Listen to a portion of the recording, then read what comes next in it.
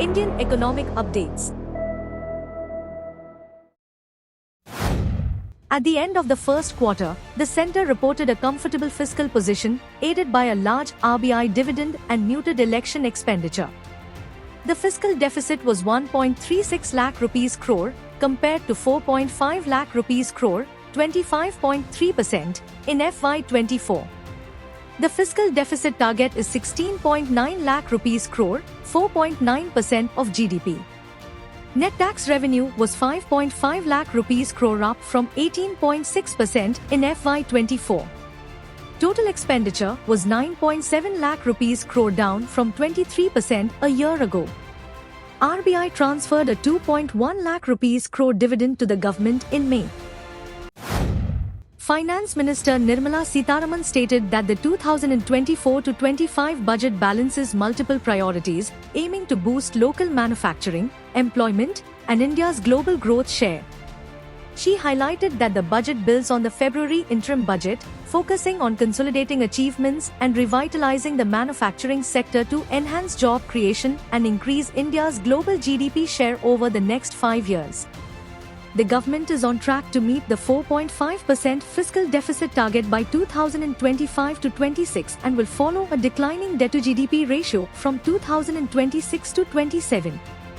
Sitharaman also defended the budget's commitment to cooperative federalism and clarified the tax devolution process, emphasizing the government's success in controlling inflation despite global challenges.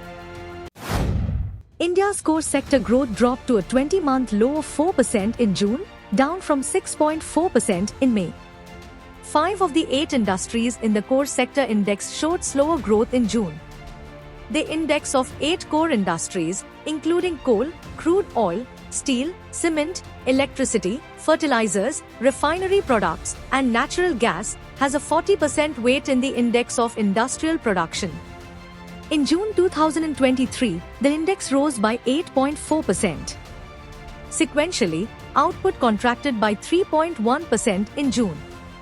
Despite the slowdown, growth in coal, 14.8%, and electricity, 7.7%, remained strong, while crude oil and refinery products saw declines of 2.6% and 1.5%, respectively. India's private sector activity hit a 3-month high of 61.4 in July, up from 60.9 in June, according to the HSBC Flash India Composite Output Index. The increase in the index reflects higher backlogs of work and the strongest employment growth in over 18 years.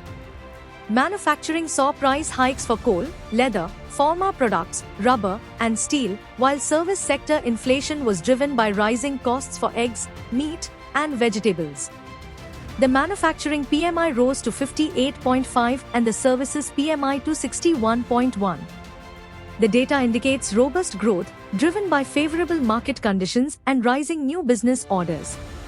Input prices also surged due to higher material, transportation, and labor costs.